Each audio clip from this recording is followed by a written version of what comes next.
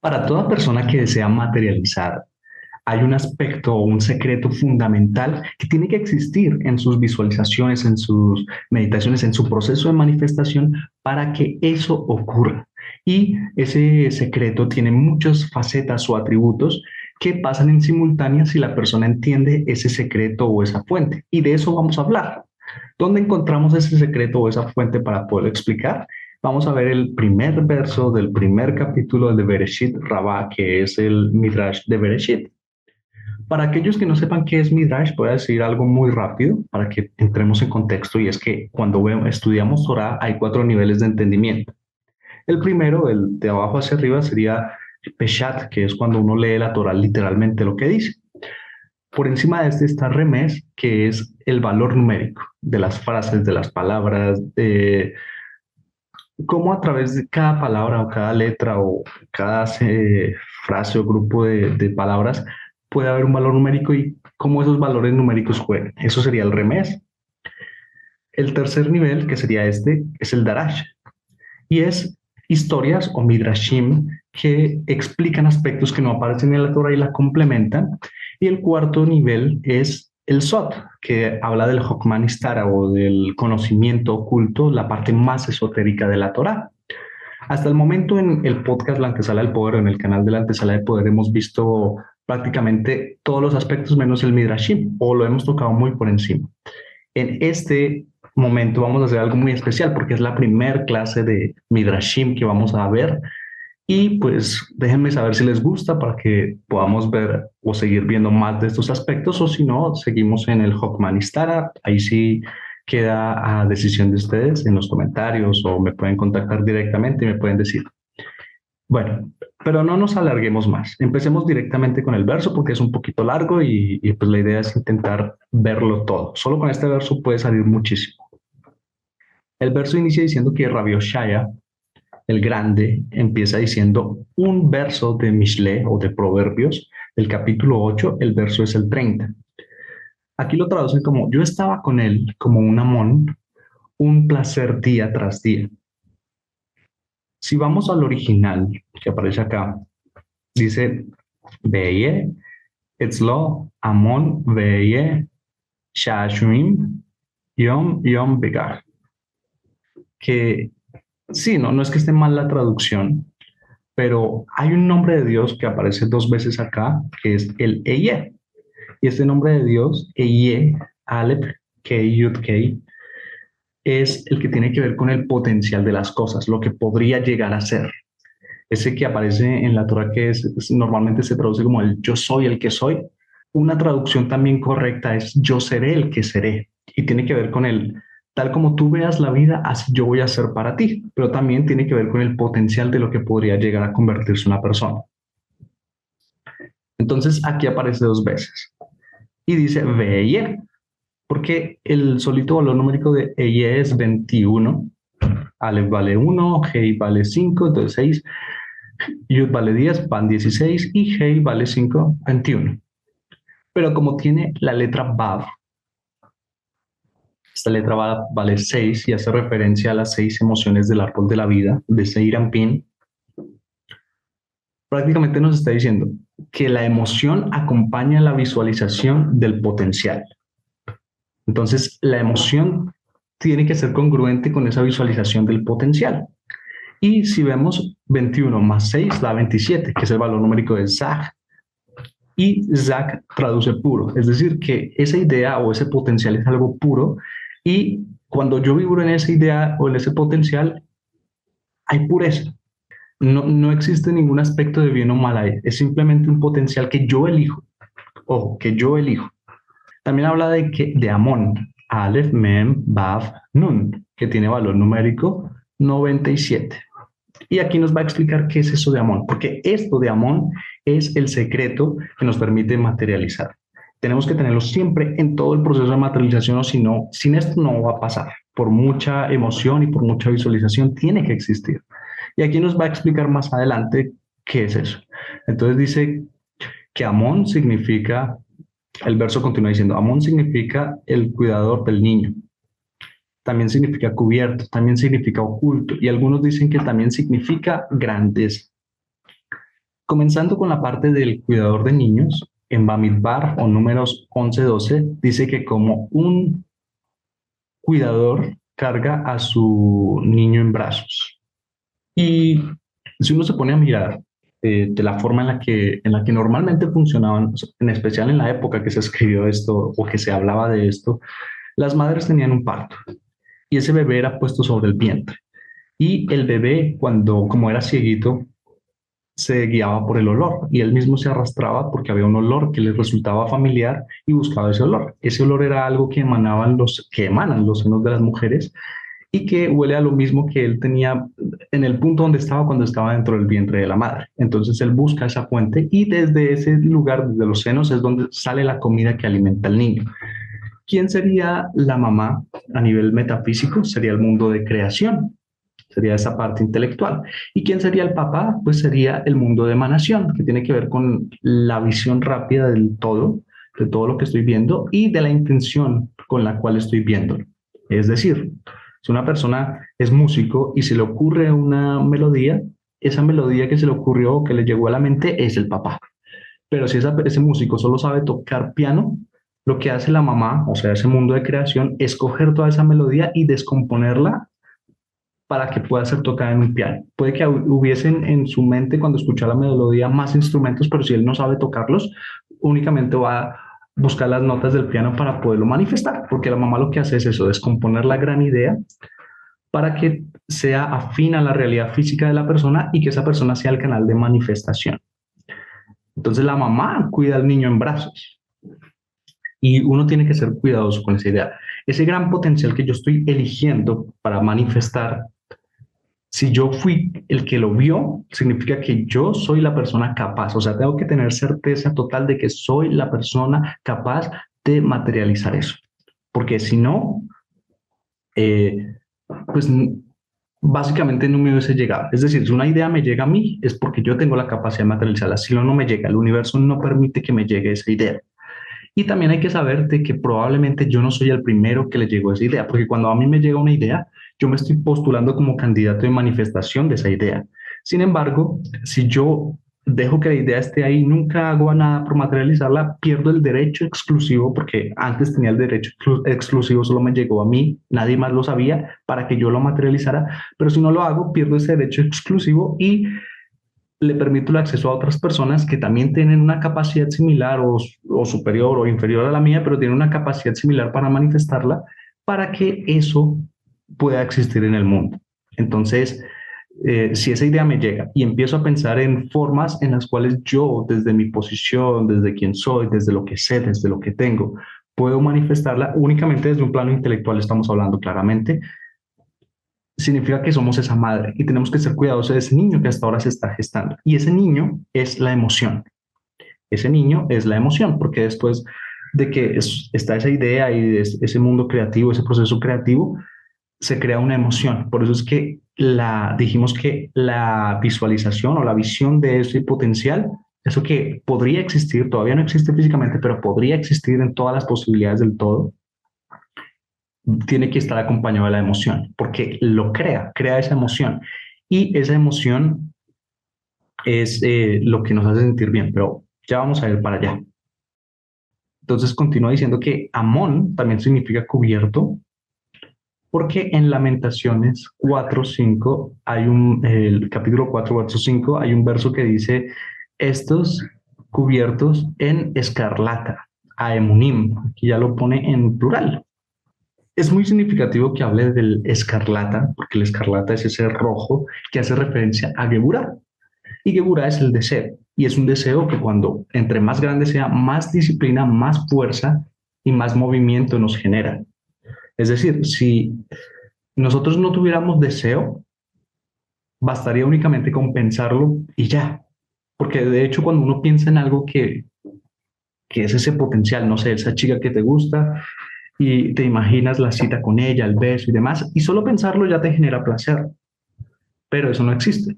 Si ese deseo de que eso exista es tan grande, te genera una disciplina, te genera una fuerza y te genera un movimiento. El movimiento de coger el teléfono, llamarla para invitarla a salir, la disciplina de, no sé, de arreglarte más, de cuadrar tus horarios mejor para ver cómo las salidas con ella pueden encajar en tu día a día, la fuerza para que en caso de que ella te diga en un momento que no, no te desanimes y puedas volver a intentarlo, en fin, eso. Entonces, esa idea que yo elegí de todas las posibilidades, ese potencial y que quisiera manifestar, tiene que estar cubierto de una manta roja, que es ese deseo, porque eso es lo único que permite que yo a través de ese deseo tenga la disciplina de hacer crecer ese niño.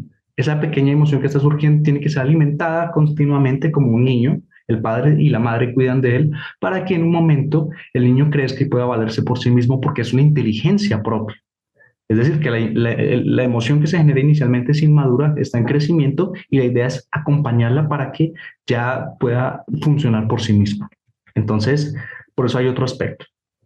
Antes de avanzar a los siguientes aspectos, sí quiero dejar algo en claro que no lo dejé en claro al principio, y es que el aspecto o el secreto que dijimos que tenía que existir es una creencia de que sí es posible, porque si no creo que es posible, por muy bien que me haga sentir, por muy ordenado que sea el proceso creativo y demás, no va a pasar.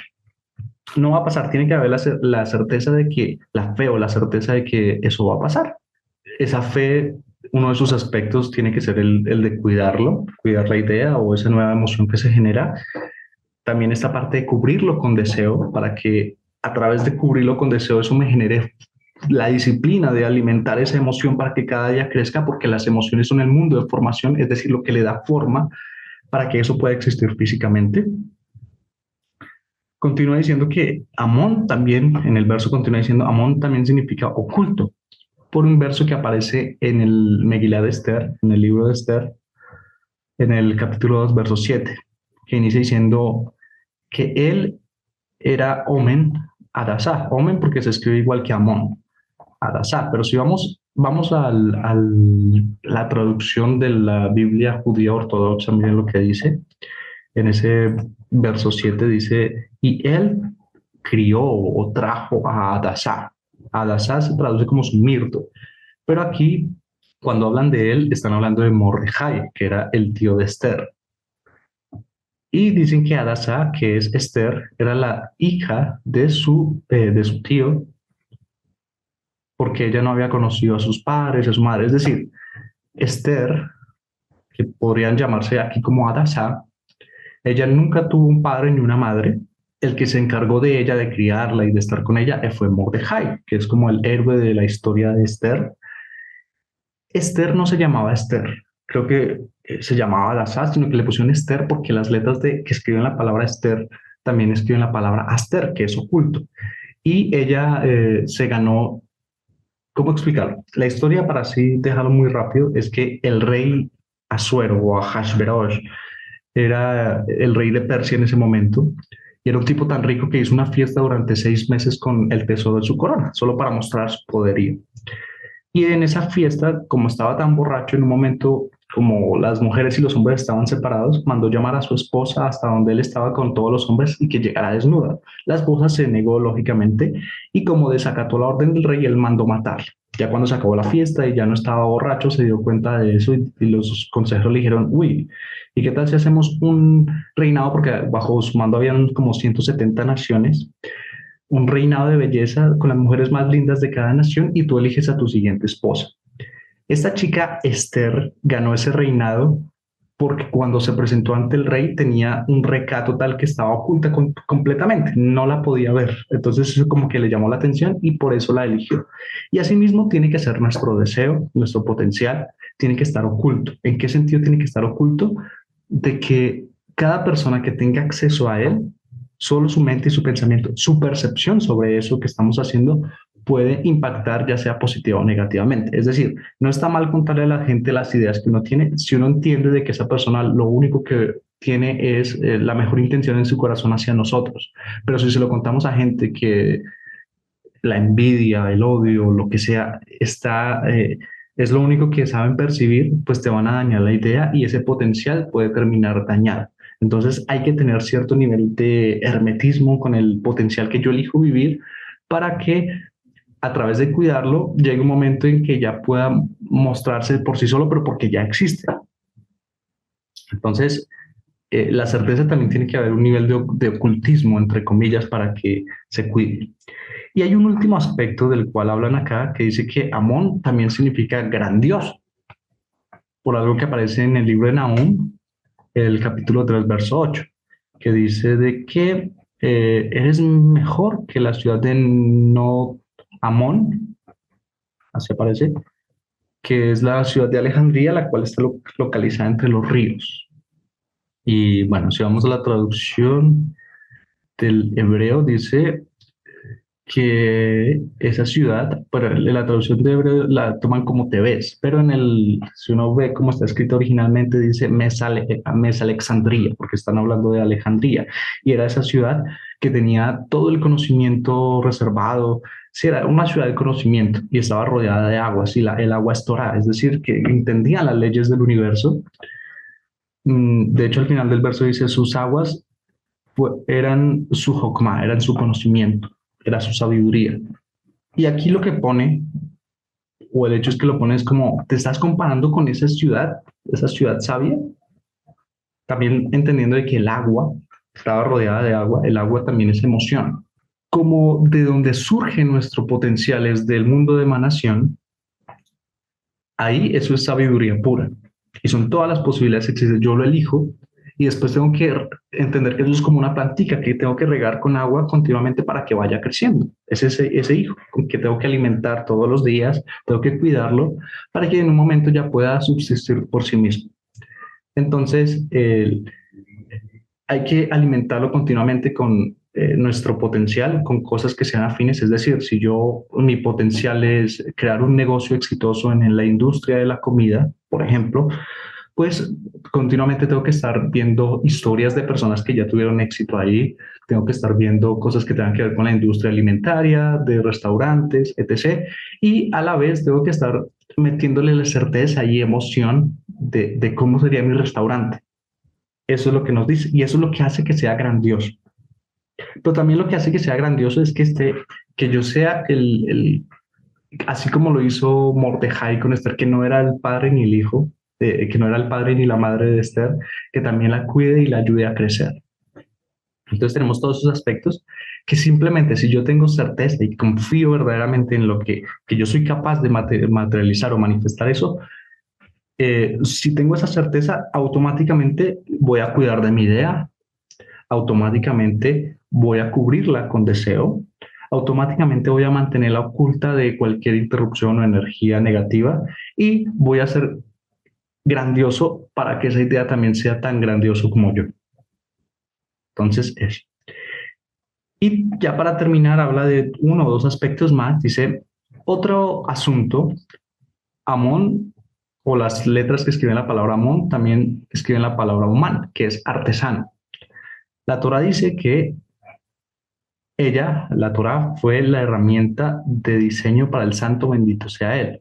Y la forma del mundo, o la forma en la que funciona el mundo, es que cuando un rey de carne y hueso construye un palacio, él no lo construye basado en su conocimiento, sino basado en el conocimiento de un artesano. Y el artesano no lo construye basado en su propio conocimiento, sino en los planos o las tablas, por lo que esto fue escrito hace mucho tiempo, por lo cual él tiene como la certeza o la forma o la idea en la cual puede construir sus habitaciones y sus puertas. De esta misma manera, el santo bendito sea él, mira en la Torá y crea el mundo. Mira la Torá como el manual y crea el mundo. La Torá dice, al principio, dice Bereshit para Elohim, o sea, y Elohim creó en el principio creó Elohim. Este Bereshit en el principio, si le quito el B, que es en, queda solo Reshit, que aquí dice en el verso, no es otra cosa que la Torá, tal como dice en Mishle o en Proverbios 8, verso 22, el Señor me hizo al principio de su forma, de Reshit, o sea, su imagen, por decirlo así. ¿Qué quiere decir todo esto? Primeramente, para que una cosa tenga éxito, una manifestación tenga éxito, todo ese proceso de emanarlo, crearlo, formarlo y hacer que exista, tiene que estar acorde a unas leyes que existen. Es decir, tiene que emular la forma en la cual se creó nuestro mundo. De esa manera va a tener éxito la manifestación. Aparte, o sea, no solamente es creer de que eso es posible, sino también emular el proceso de creación. Y que no, en ese proceso no hay nada de acción física. Prácticamente nuestro trabajo es tener una idea y después pura emoción, alimentar emocionalmente continuamente esa idea con certeza. Entonces, por eso hay unas leyes. El mundo que fue creado bajo las leyes de la Torah. La Torah es leyes del universo, de cómo funciona el universo. Y el rey tiene una idea. O sea, tú como rey, a nivel intelectual, estamos hablando a nivel intelectual, tú serías el rey que elige una opción de todas las que existen. Y a nivel emocional, tú eres el artesano, porque tú dices, oh, ¿qué quiere el rey? O sea, mi intelecto quiere esta realidad. Entonces yo como artesano empiezo a construirlo, porque de hecho una vez me explicaron, la diferencia entre un artista y un artesano es que el artista continuamente está creando cosas nuevas y de pronto sin plano o sin forma, sino de inspiración. En cambio el artesano lo que hace es que tiene unos planos que de pronto crea un artista o no, y él produce en masa eso, porque la manifestación es eso, es una producción en masa. Ya la rueda está inventada, no hay que crear un nuevo método, hay que entender cómo funciona el universo, cómo fue creado y emular eso, porque así se crean las cosas. Entonces nosotros como reyes elegimos la realidad intelectualmente y como artesanos emocionalmente continuamente estamos alimentando la idea. ¿Y cómo? Visualizándola con la certeza de que eso ya existe, aunque no lo pueda ver con mis cinco sentidos. Eso es lo que me hace grandioso, de que aunque no lo veo físicamente, tengo la fe y la certeza total de que va a existir en su debido tiempo cuando tenga que existir, pero ya es una realidad y le meto la emoción de que eso ya existe. Me hace vibrar, porque la emoción es una frecuencia que te hace vibrar y a través de hacer vibrar, haces crecer al niño para que exista. Dijimos que el niño era esa emoción que se creaba de la idea maravillosa y a través de alimentarlo y hacerlo crecer continuamente, alimentándolo con una emoción pura, porque es congruente con la idea que estoy teniendo, eso hace crecer al niño. Y bueno, ahí dice que fue creado a su forma porque tenemos que emular eso. Esto es solamente el verso uno del Midrash y espero que haya quedado claro. Entonces, dejando el resumen. De todas las posibilidades que existen, porque todo es posible, yo elijo una. Digo, bueno, en este momento no importa cómo esté mi vida ni cómo haya sido, yo elijo esta realidad que quiero que sea mi realidad, la imagino y con certeza de que eso sí es posible que existe y que va a existir, empiezo a sentir las emociones de que eso ya existe. Y esa sensación placentera que me genera, porque me tiene que generar una sensación placentera, ese es como uno de los indicativos de que lo estoy haciendo bien. Es más, si tú un día te sientes como bajito de nota, mal, deprimido, triste, una forma de salir de ese estado es imaginar algo que quisieras tener, que quisieras manifestar con esta certeza y con la emoción de que ya existe, te vas a sentir mucho mejor. Entonces, si te sientes así, si se está generando en tu cuerpo esa vibración que genera las emociones, lo que estás haciendo es expandir el recipiente y también generándole inteligencia propia a ese niño, que es la posible manifestación del trabajo que tú estás haciendo. Pero tiene que estar cubierto con deseo para que tú tengas la suficiente disciplina, para que ese deseo te genere la suficiente disciplina para continuamente estarlo alimentando. Porque puede ser desalentador de que tú tengas una idea y como no la ves, de pronto dices, ay no, ya no es posible. Y es totalmente posible, pero tú tienes que creer completamente de que sí es posible. Entonces, ese es el aspecto, creencia total, no en solo en que eso existe, sino en que yo soy capaz de crear, de que soy capaz, ni siquiera de crear, de manifestar, de que soy el canal adecuado para que eso exista en esta realidad física.